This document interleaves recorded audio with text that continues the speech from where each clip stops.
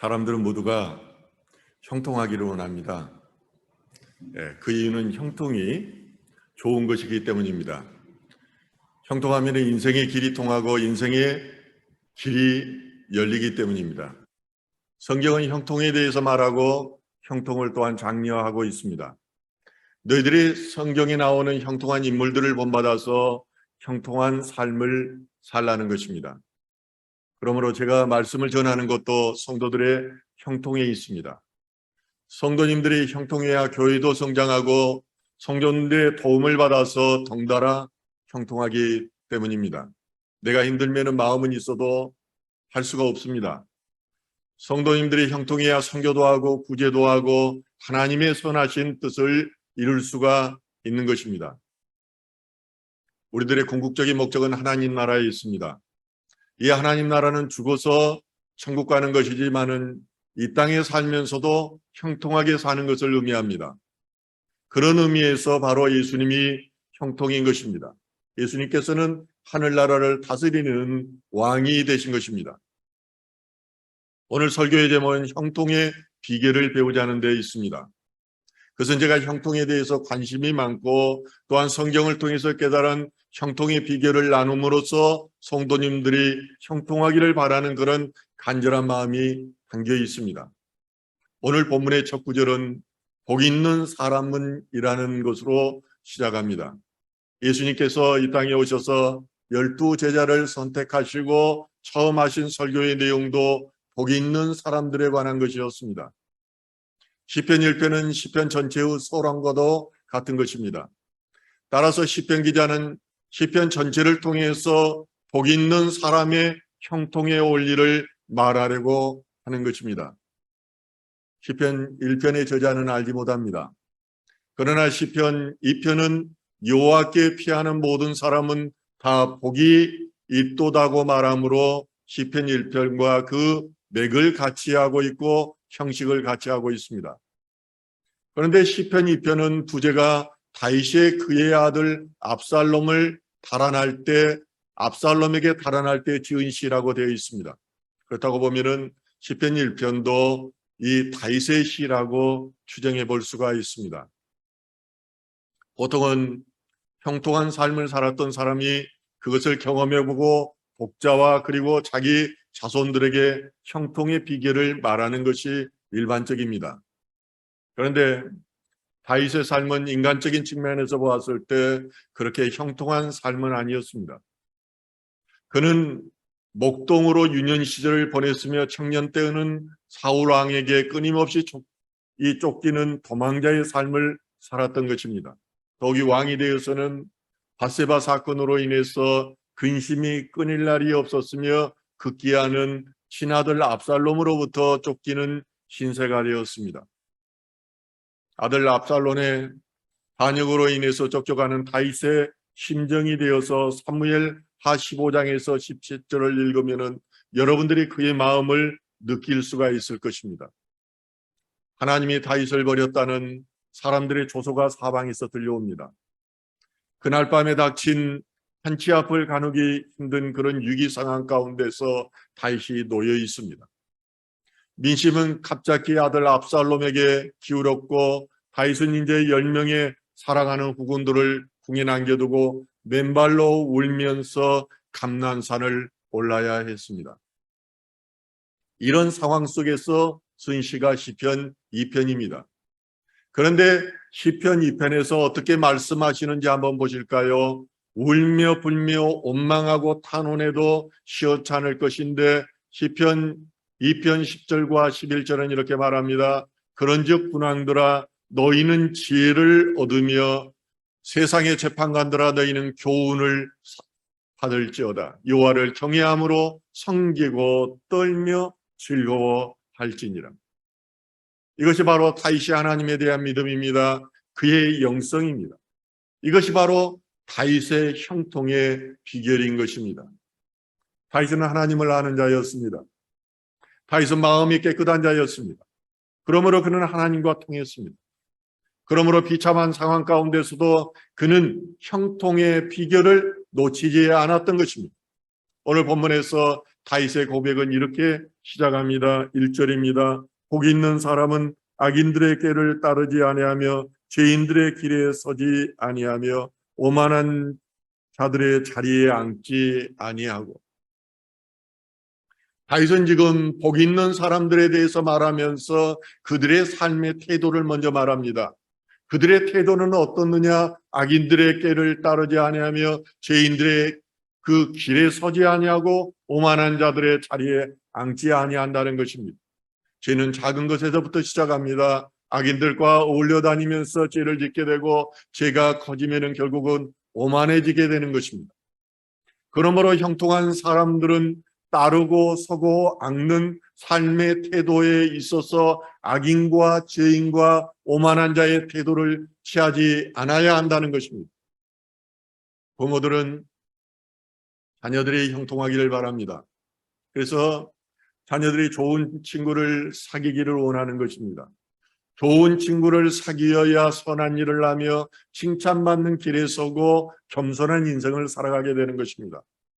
착하고 선하고 의로운 사람에게 하나님의 영이 임합니다. 하나님은 생명과 복의 근원이시기 때문에 하나님의 임재로 말미암아 그의 삶이 형통하게 되는 것입니다. 이렇게 되기 위해서는 먼저 태도가 악의 자리에서 떠나야 한다고 성경은 말하고 있습니다. 하나님을 믿는다고 하면서도 세상에서 하던 습관을 그대로 교회에 가져오는 이들이 있습니다. 세상에서 잘 나가던 것을 교회 안에서 자랑하고 세상에서 속이는 습관들을 교회 안에서 그대로 퍼뜨리는 이들이 있습니다. 저는 그런 것을 볼 때 가장 마음이 아픕니다. 예수님의 피로 산 교회를 더럽히는 것들입니다. 경찰 선교를 무너뜨리는 대표적인 악의 표상입니다. 제가 이런 악을 미워하고 배척하는 것은 성도님들의 형통을 가로막기 때문입니다. 악을 퍼뜨리고 예수님의 십자가를 무색해 하기 때문입니다. 제가 이런 악을 허용하고 그들과 타협함으로 교회가 부흥하고 그렇게 함으로 내가 세상에서 칭찬받는 목사가 된다면 차라리 저는 목사의 직을 내려놓겠습니다. 하나님을 믿는다고 하면서도 세상 사람들 하는 것 다 하고 세상 즐길 것 다 즐기면서 어떻게 하나님의 형통을 경험할 수가 있겠습니까? 주일날 예배의 자리에 나오기보다 골프하러 가고 놀러 다니다가 가끔 생각나면은 교회에 나온다면은 이런 사람에게 어떻게 하나님의 영이 임하겠습니까? 이런 것을 완전히 끊고 거듭나지 않는 한 하나님의 임재를 경험하기 힘듭니다. 우선순위에 있어서 하나님이 첫째가 되지 않고서는 하나님이 주시는 형통을 누릴 수가 없는 것입니다. 아브라함은 우상으로 가득한 악의 자리를 떠남으로 복의 아버지가 되었습니다. 그것을 알았기 때문에 아브라함은 100세에 낳은 아들 이삭을 어떤 의심도 없이 과감하고 단호하게 그를 하나님 앞에 바칠 수 있었습니다. 그럴 뿐만 아니라 이삭이 죄가 가득한 가나안 여인과 결혼하는 것을 원하지 않았습니다. 그래서 며느리 리브가를 하나님에 있는 믿음의 집안에서 동족 중에서 골랐던 것입니다. 이 믿음이 아브라함의 형통의 비결이었고 아브라함은 그 비결을 이삭과 후손들에게 유산으로 남겨주었습니다. 이삭은 아버지 아브라함으로부터 형통에 대해 배웠습니다. 이삭의 형통의 원리는 야곱을 거쳐서 요셉에게 전수되었고 이런 형통의 원리가 대대로 이 상속되게 된 것입니다. 그런데 창세기 14장 63절에 보면은 이삭이 저물 때에 들에 나가 묵상하다가 눈을 들어보며 낙타들이 오는지라 하는 말씀이 나옵니다. 결혼을 앞둔 이삭은 들에 나가 일하다가 해가 저물자 자신의 모든 것을 하나님께 의탁하고 그분을 묵상하였습니다. 이처럼 악을 떠나 하나님을 묵상하며 하나님만을 의지하는 이삭의 태도를 보고 하나님께서 무엇을 준비해 줬냐? 아름다운 외모와 마음씨를 가진 리브가를 준비해 주신 것입니다. 하나님께서 이삭에게 복을 주심으로 그가 농사를 지으면 100배의 수확을 얻었습니다. 결국은 그를 거부로 만들었습니다. 그가 흉년을 맞아 간 곳은 블레셋 땅이었습니다. 이곳은 이방이었던 이삭이 블레셋 땅에서 좋은 토지를 경작했을 리가 없습니다. 그럼에도 창세기 16장 12절은 여호와께서 그에게 복을 주심으로 창대하고 왕성하게 하였다고 말씀하고 있는 것입니다. 이처럼 하나님께서 우리의 태도를 보십니다. 우리의 태도가 악인의 모습을 하고 있는지 의인의 모습을 하고 있는지 먼저 보시는 것입니다. 우리가 아무리 속이려고 해도 하나님은 우리의 태도를 보고 우리의 의도를 알아차시는 분입니다. 예수님께서도 마태복음 5장 8절에 마음이 청결한 자는 복이 있다고 말씀하십니다. 그들이 하나님을 볼 것이라고 말씀하십니다. 악을 떠난 자가 청결한 자입니다. 하나님께서는 마음이 청결한 자를 보시고 그의 기도를 들으시는 것입니다. 그러므로 우리는 먼저 악인들의 길을 따르지 아니하며 죄인들의 길에 서지 아니하며 오만한 자리에 앉지 말아야 합니다. 두 번째로 하나님은 영이시기 때문에 우리의 태도를 보는 것이 아니라 또한 마음을 보십니다. 이에 대해서 오늘 본문 2절은 이렇게 말씀하십니다. 오직 여호와의 율법을 즐거워하여 그의 율법을 주야로 묵상하는도다. 제가 어젯밤에 잠을 자다가 2시에 잠이 깼어요. 그래서 하나님께서 이사를 하게 하시고 저를 형통케 하여 주심에 대해서 감사의 기도를 드렸습니다. 하나님 감사합니다. 모든 게 하나님의 은혜입니다.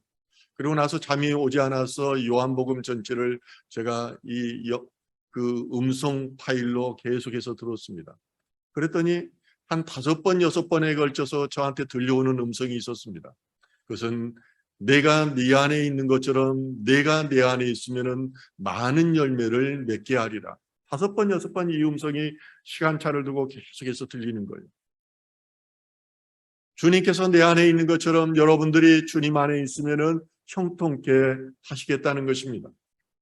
다인의 축복의 비결은 율법을 즐거워하며 그의 율법을 주야로 묵상하는 데 있었습니다. 이러한 다윗의 삶의 자세는 하나님만을 바라보는 인생이었습니다. 그러다 보니까 어떤 상황 가운데 있든지 다윗은 하나님의 뜻을 생각했습니다. 힘들고 어려운 사람이 하나님의 뜻을 생각하기는 쉽지만은 이제 왕으로 잘 나가는 사람이 하나님의 뜻을 생각하고 하나님의 뜻을 구한다는 것은 그렇게 쉬운 일이 아닙니다. 그러나 그는 늘 율법을 묵상하고 삶의 중심에 하나님께 두었습니다.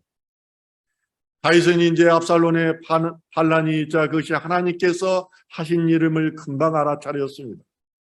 그러므로 용맹스러운 부하장수를 두고 있는 다윗은 압살롬의 반란이 일어나자 회개하며 어떤 저항도 하지 않고 궁을 떠났던 것입니다. 저는 그 장면을 읽을 때 압살롬의 묵상을 이해하지 않고는 이 장면을 이해할 수가 없었습니다. 다윗의 묵상을 이해하지 못하면은 여러분들도 성경 속에서 이 장면을 이해하기가 힘들 것입니다. 다윗은 신앙이 나태해짐으로 밧세바와 불륜을 저질렀고 결국은 그 남편을 죽게 하였습니다. 이 일로 인해서 하나님께서 다윗을 징계합니다. 밧세바가 낳은 아이가 죽는 일로 시작해서 자식들 간의 근친 상간과 살인이 자행되었습니다. 그리고 가장 사랑하는 아들 압살롬의 반론으로 왕위까지 빼앗기고 외제로 피난가게 됩니다. 이런 다윗을 향해서 시므이는 먼지를 날리면서 왕을 못 오갑니다. 피를 흘린 자여 피로한 자여 가거라.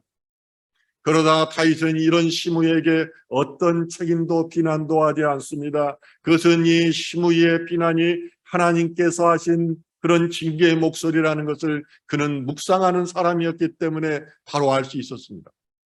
밧세바가 낳은 아이의 죽음과 자녀들끼리의 살인이 하나님께로부터 온 것임을 알았던 것입니다.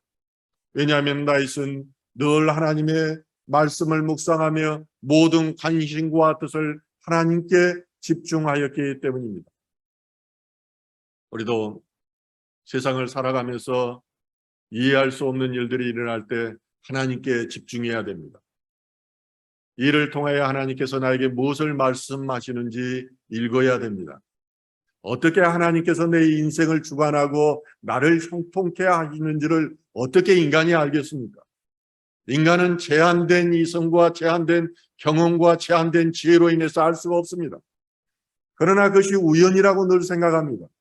그렇지만은 어느 순간부터 하나님의 음성을 듣고 나서부터 하나님께서 나의 삶 일거수일투족을 알고 계시고 주관하신다는 것을 깨닫게 되는 것입니다. 그것을 통해서 하나님께서 내 삶의 형통의 주인인 것을 알게 되는 것입니다. 하나님은 이런 다윗의 마음을 보셨습니다. 그러므로 하나님께서는 다윗의 신하 후세를 준비해 두셔서 아히도멜의 모략을 패하게 하시고 다윗을 구해 주셨던 것입니다. 이처럼 다윗은 하나님의 마음을 알았고 하나님은 다윗의 마음을 알았습니다. 그러므로 하나님은 다윗을 가리켜 나의 친구라고 말씀합니다. 예수님도 너희가 나의 명하는 것대로 행하면 곧 나의 친구라고 말씀합니다. 마음이 통하는 사람이 친구입니다. 종은 주인이 하는 것을 알지 못하지만은 친구는 주인이 하는 것을 아는 사람입니다. 여러분들이 하나님의 말씀을 묵상하고 하나님께 중심을 두면은 하나님께서 하나님의 마음을 알게 하시는 것입니다. 다윗은 하나님의 하는 것을 알았습니다. 어떻게 알았을까요? 주야로 하나님의 말씀을 묵상하였기 때문입니다. 수시로 말씀을 묵상하면은 하나님의 마음이 보입니다.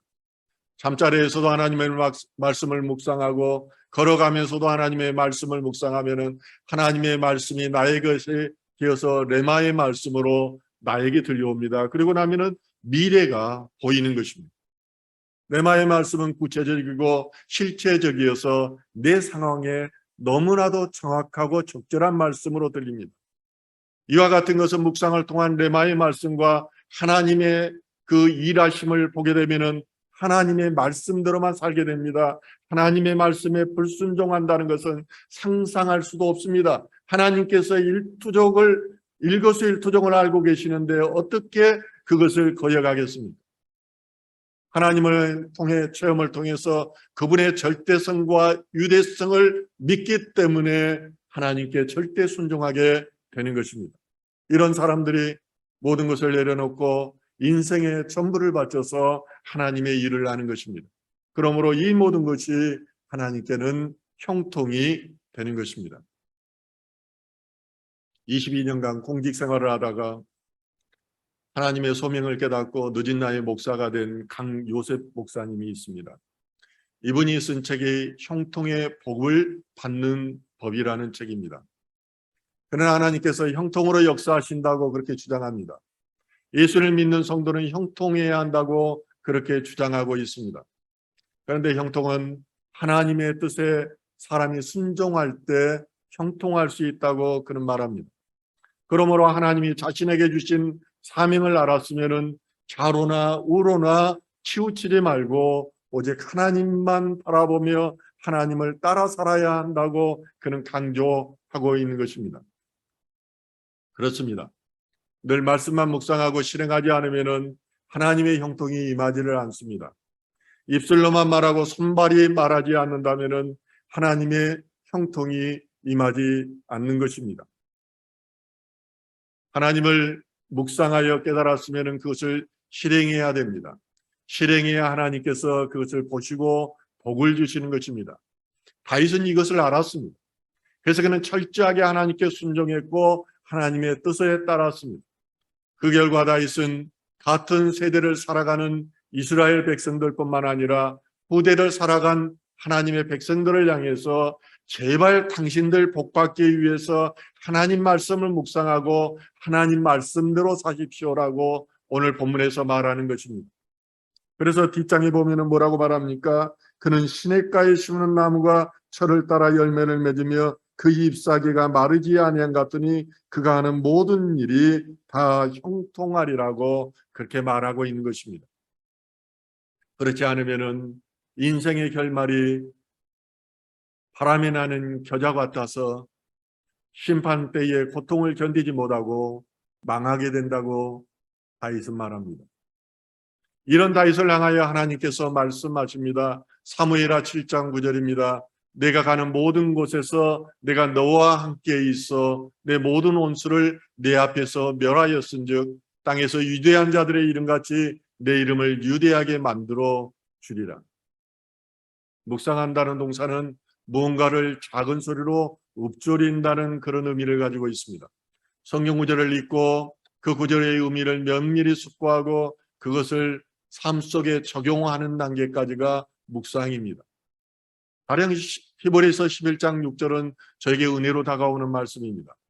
믿음이 없이는 하나님을 기쁘시게 하지 못하나니 하나님께 나아가는 자는 반드시 그가 계신 것과 또한 그가 자기를 찾는 자들에게 상 주시는 이름을 믿어야 할지니라. 이 말씀을 묵상하면 어떻게 됩니까? 나는 하나님이 기뻐하는 삶을 살기 위해서 어떻게 살 것인가를 생각하게 되는 것입니다. 이것이 믿음이라고 성경은 말합니다. 어떻게 믿음을 가질 것인가? 믿음을 방해하는 요소들이 무엇인가? 그것이 돈이나 친구나 때로는 자녀들일 수도 있습니다. 이런 것들이라면 하나씩 제거해 나가야 합니다. 과거에는 이런 것들이 최우선이었다면은, 그리고 그 안에 과연 나에게 행복이 있었는가를 또한 묵상하면서 되돌아봐야 하는 것입니다. 예배의 자리로 나가는 것을 방해하는 요소들이 있다면 그것을 제거해 나가야 됩니다. 선교를 방해하는 요소들이 있다면 과감하게 모든 것을 바쳐서 그것을 제거해 나가야 하는 것입니다. 그리고 나서 나는 결단해야 됩니다. 그것은 바로 상 주시는 하나님이심을 믿는 믿음 안에서 하는 결단입니다. 저는 그렇습니다. 저는 오직 꿈이 있다면은 하늘나라에 가서 주님으로부터 착하고 충성된 종아 수고하였다는 이 칭찬 한마디 듣는 데 있습니다. 이 결단이 있으면 어떤 것도 두렵지가 않습니다. 이 결단이 삶으로 드러날 때 하나님께서 기뻐 받으시며 그의 삶을 형통케 하시는 것입니다. 제가 지난주 금요일 날 어떤 교회에 갔는데 그 교회에 우리 신간사님하고 같이 갔어요. 18분의 목회자들이 모였는데 거기 교회를 갈 때마다 느끼는 것이 어떻게 목회자들을 대접을 잘하는지 몰라요. 제가 경찰 간부로 있을 때 저도 많은 대접을 받았지만은 이분처럼 그런 고급스러운 대접을 제가 받지를 못했습니다. 그런데 제 옆자리에 앉아서 아침 식사를 하다가 그 목사님이 그런 간증의 말씀을 하시는 것을 저는 옆에서 들었습니다. 한 번은 하나님의 은혜가 너무 감사해서 하나님께 감사의 기도를 드렸다고 합니다. 하나님, 나를 이렇게 형통케 하시고 가는 곳마다 나를 축복해 주시니 너무 감사합니다. 그랬더니 성령님께서 그러시더래요. 네가 나에게 잘하지 않느냐? 내 종들에게 네가 잘하는 것을 보고 내가 너를 축복해 준다. 이런 말씀을 하더라는 거예요. 그래서 자기는 자기 교회에 찾아오는 목회자들에게 최선을 다해서 섬긴다는 거예요. 올 때는 또 교통비를 그분들 한 사람 한 사람에게 다 봉투를 담아서 주더라고요. 제 꿈이 원래 그렇습니다. 내 자녀들을 통해서라도 저는 선교사들, 우리 또 목회자들 만나면은 봉투를 가지고 다니다가 다 나눠주는 것이 제 꿈입니다. 여러분, 이런 하나님의 음성을 통해서 하나님께서 어떤 사람을 형통케 해주신가를 알게 하고 하나님의 마음을 우리가 알게 되는 것입니다. 인간은 하나님을 통해서만 행복해질 수가 있습니다. 하나님의 말씀을 생각하고 말씀으로 마음을 채우고 말씀에 순종하는 삶이 행복이라는 것입니다. 말씀이 로고스가 바로 하나님입니다. 그러므로 말씀을 묵상하다 보면은 하나님이 나와 함께 하십니다. 어떻게 보면은 기독교는 하나님 임재의 종교입니다. 아무리 우리가 예배를 드리고 신앙생활을 열심히 해도 하나님의 임재를 경험하지 않으면은 우리의 삶의 변화가 없습니다. 바로 하나님의 임재가 형통인 것입니다. 요셉의 인생도 고난과 그리고 억울함으로 가득했지만은 하나님께서 그와 함께 하심으로 그가 형통했던 것입니다. 그가 버려진 가운데서도 형통하고 모함 가운데서도 형통하고 감옥에서도 형통했습니다. 더욱이 총리의 자리에 있을 때도 그는 형통했습니다.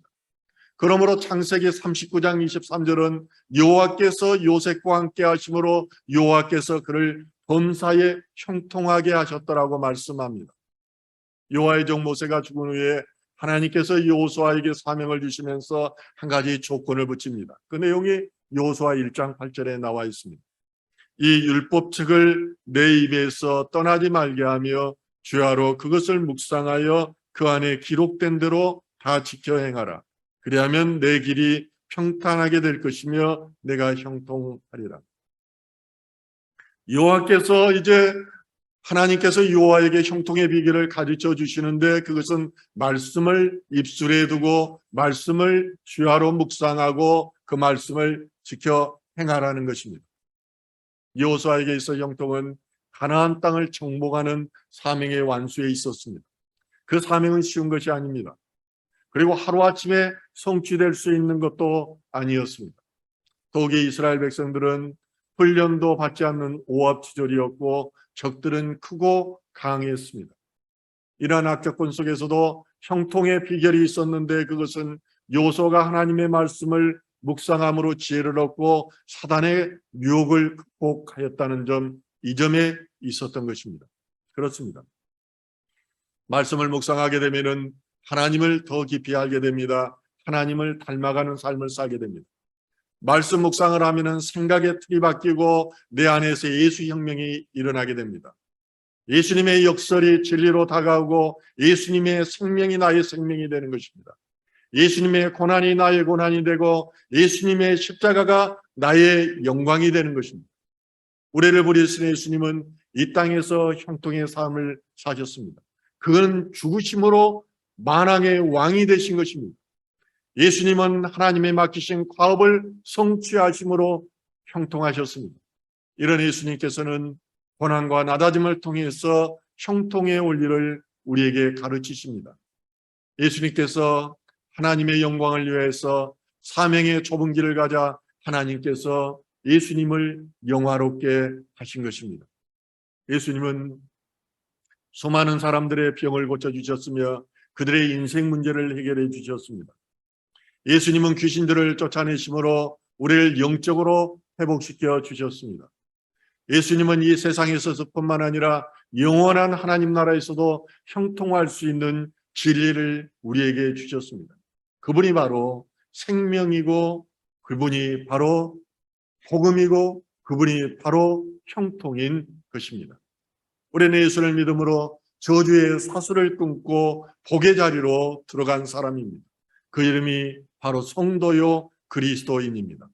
이 예수님께서 지금도 성도님들 곁에서 성도들이 형통하는 삶을 살도록 돕고 계시는 것입니다. 그러므로 형통하는 우리들은 항상 예수님을 의지해야 됩니다. 예수님께서 내 안에 있는 것처럼 내가 주님 안에 있으면은 우리는 형통하게 되는 것입니다. 그리 되기를 주님의 이름으로 축원합니다.